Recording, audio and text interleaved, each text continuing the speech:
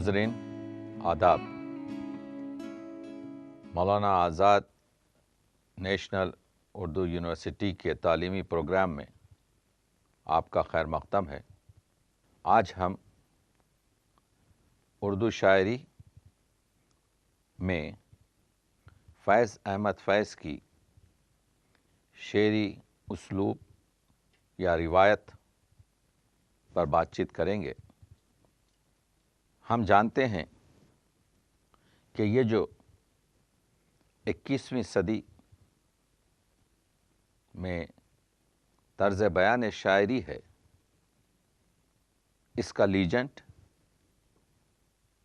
فیض احمد فیض ہے۔ قرۃ العین حیدر نے آج سے بہت پہلے یہ بات کہی تھی کہ یہ دور فیض کا دور ہے۔ تو وہ کیا بات تھی؟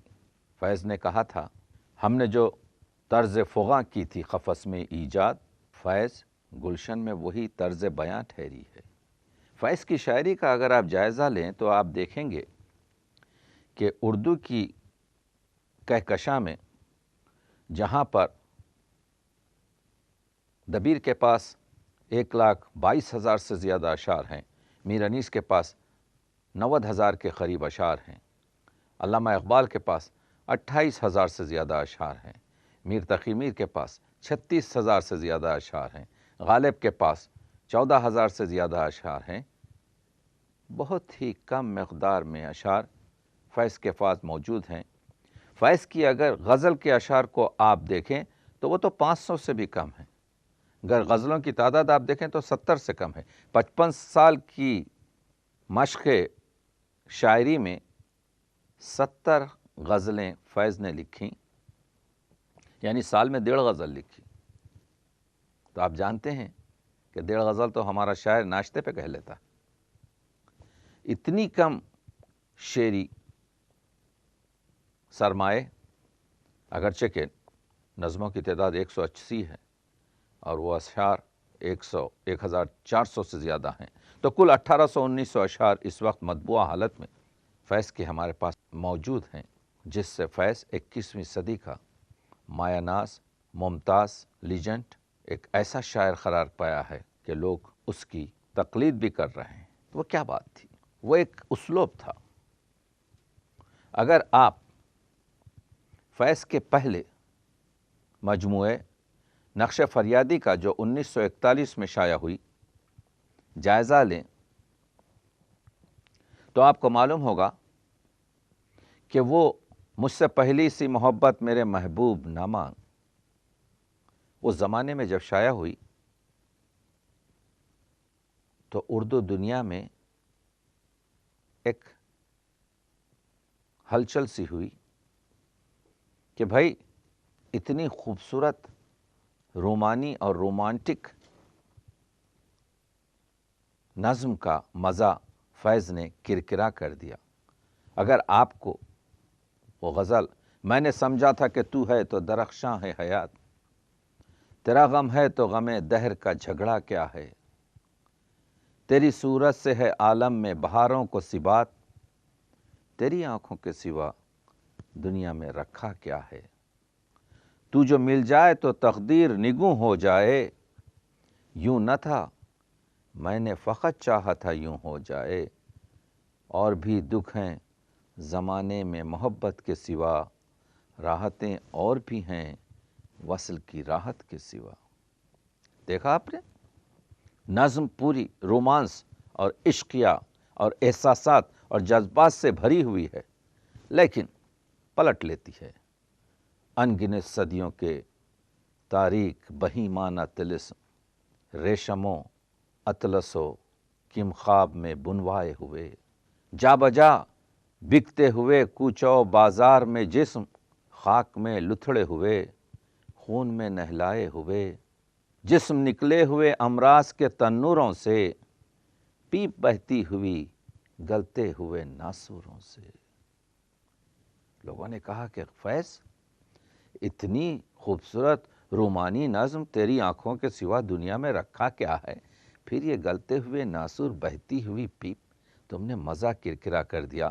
لیکن فیض نے جواز حاصل کیا تھا، لوٹ جاتی ہے ادھر کو بھی نظر کیا کیجے، اور اقرار کیا کہ اب بھی ہے دلکش ہے تیرا حسن مگر کیا کیجے۔ دیکھا آپ نے، ایک نیا لہجہ ہے، ایک نئی طرز ہے، ایک نیا بیان ہے جس سے اردو شاعری واقف نہیں تھی۔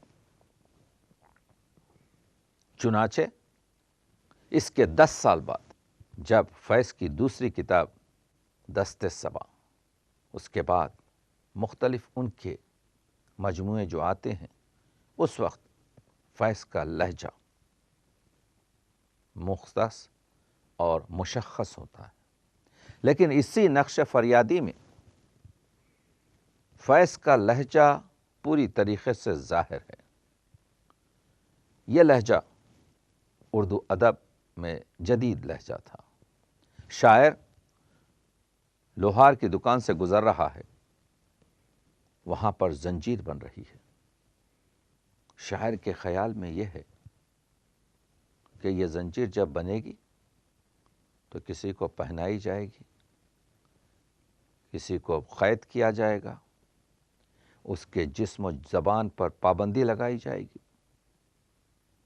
تو شاعر کہتا ہے کہ اس زنجیر کے بننے سے پہلے تو جو کہنا ہے بول، اس نظم کا عنوان ہے۔ بول کے لب آزاد ہیں تیرے، بول زباں اب تک تیری ہے، تیرا ستواں جسم ہے تیرا، بول کے یہ جاں اب تک تیری ہے۔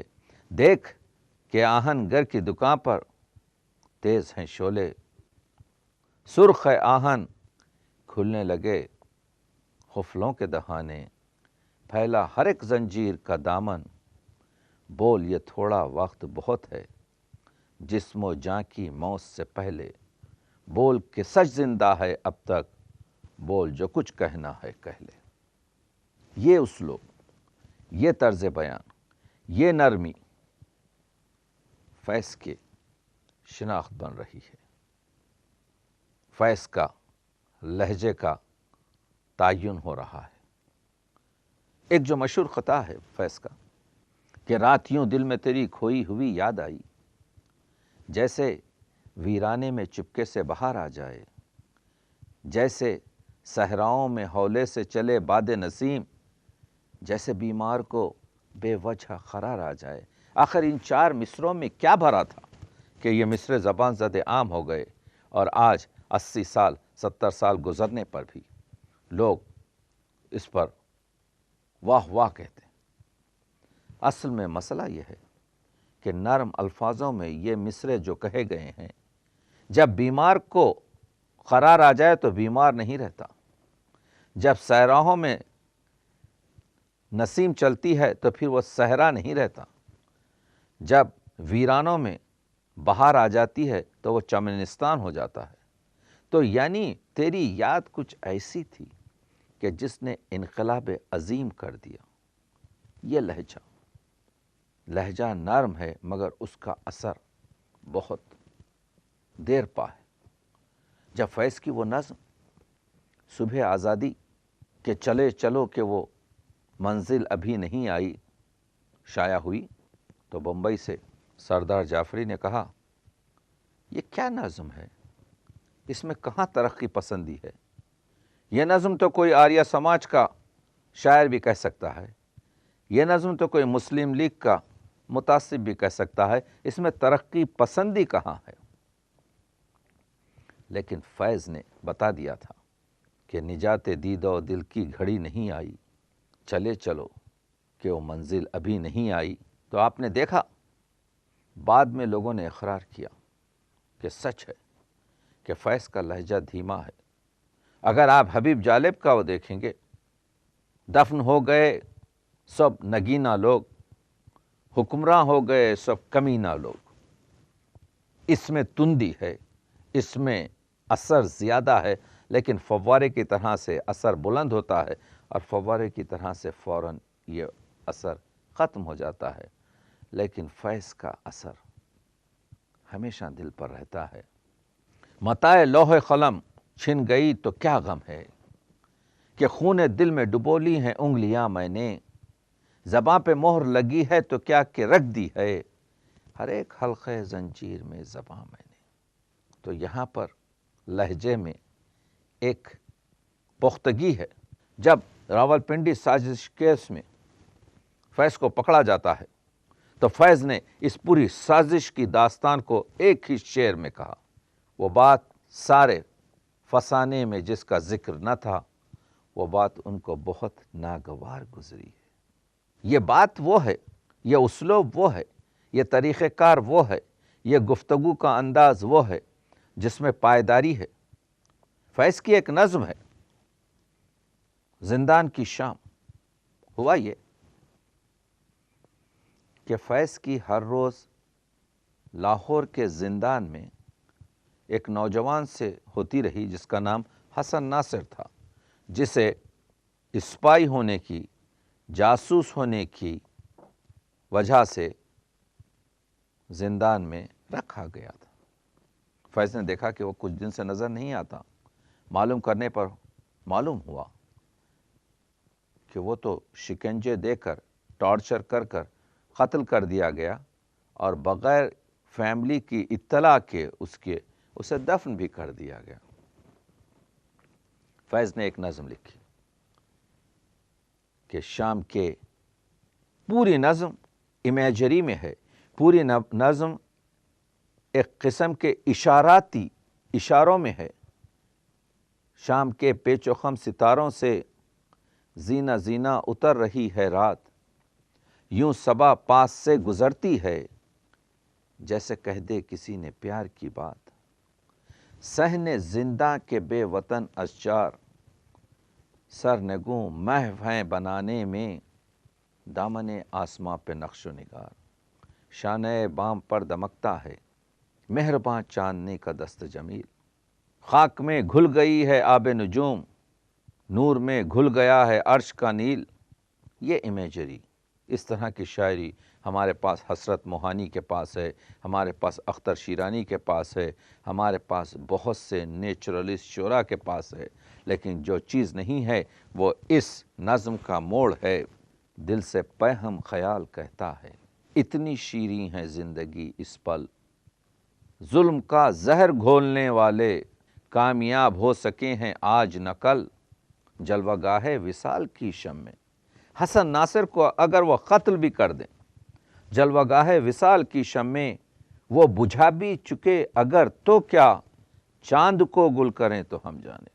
اگر حریت کو، اگر آزادی کو، اگر خدا کی دی ہوئی آزادی کو ہم سے چھین لے یا چاند کی روشنی کو کم کر دیں تو جب ہم جانیں گے کہ ظلم کامیاب ہوا ہے. آپ نے دیکھا پوری نظم میں ایک لہجہ ہے، پوری شعری کیفیت میں ایک پوری طریقے سے اطمینان ہے.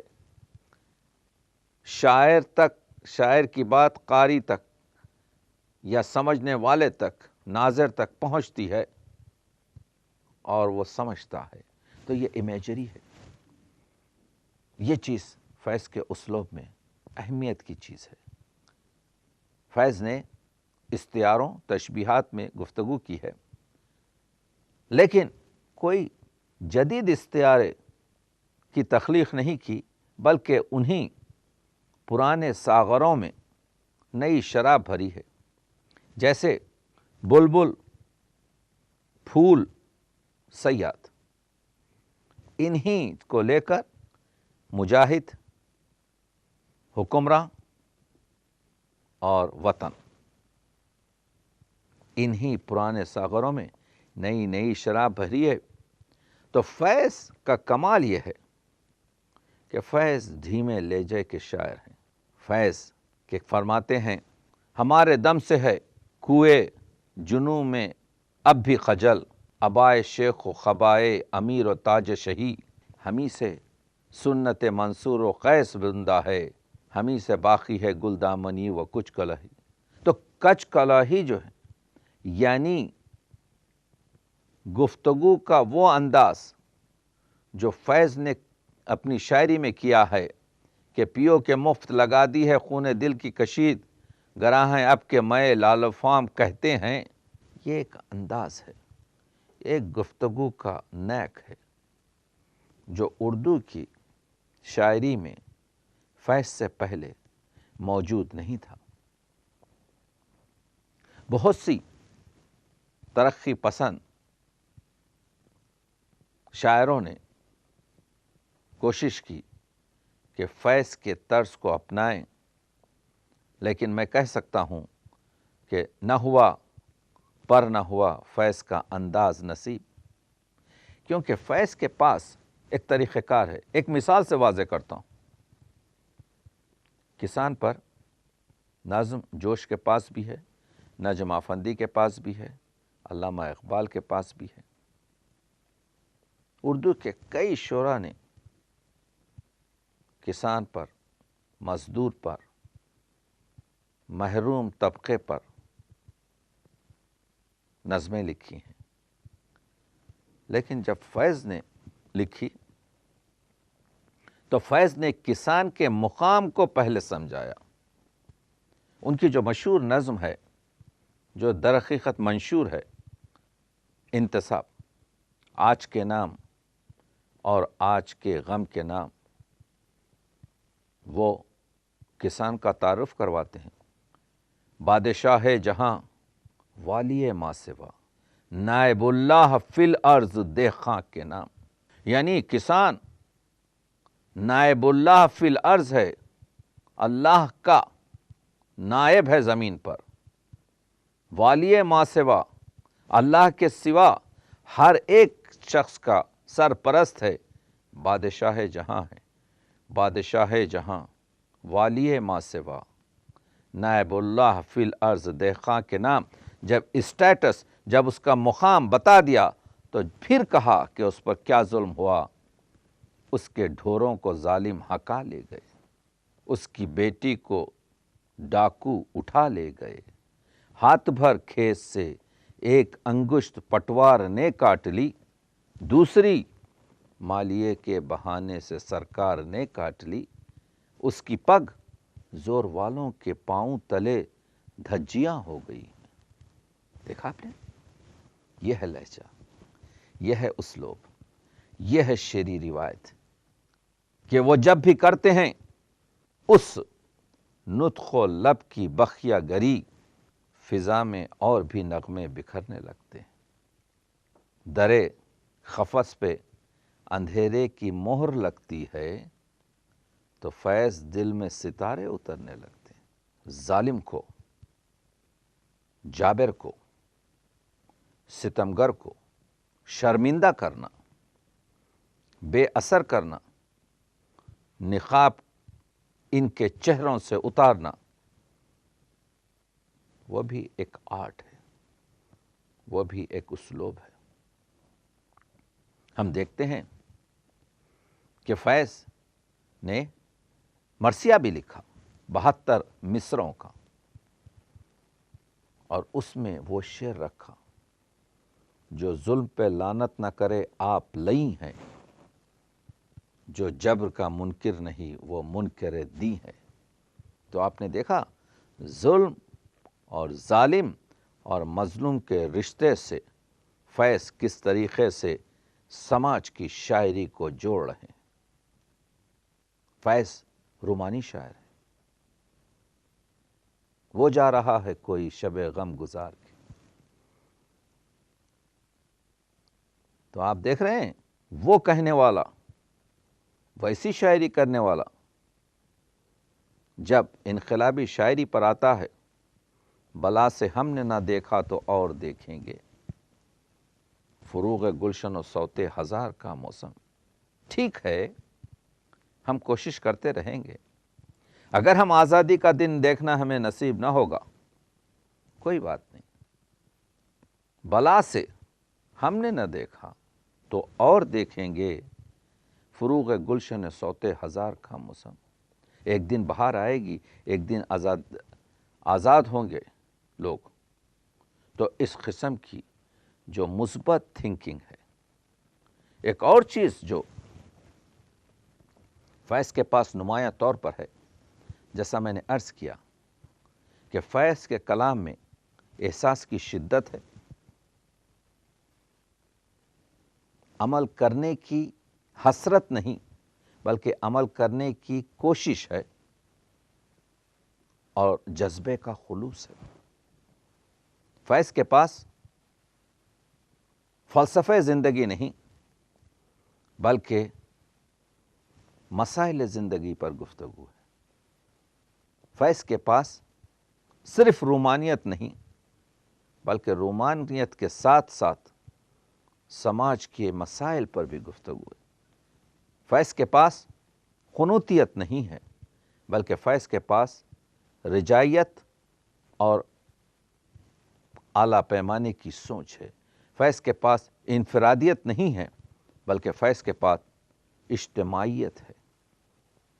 اس طرح سے آپ دیکھ رہے ہیں کہ فیض کا اسلوب بنتا ہے۔ فیض کی جو ایک مشہور زبان زد عام شعر ہے، مقام فیض کوئی راہ میں جچا ہی نہیں، جو کوئے یار سے نکلے تو سوئے دار چلے۔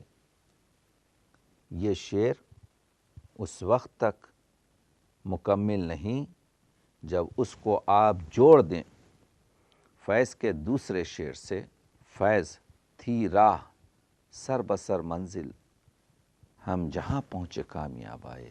یعنی جس شخص کی ہر قدم ایک منزل ہوتا ہے اس کو منزل کی ضرورت نہیں ہوتی۔ فیض کی شاعری میں معنی آفرینی ہے۔ دیکھیے، معنی تین قسم کے،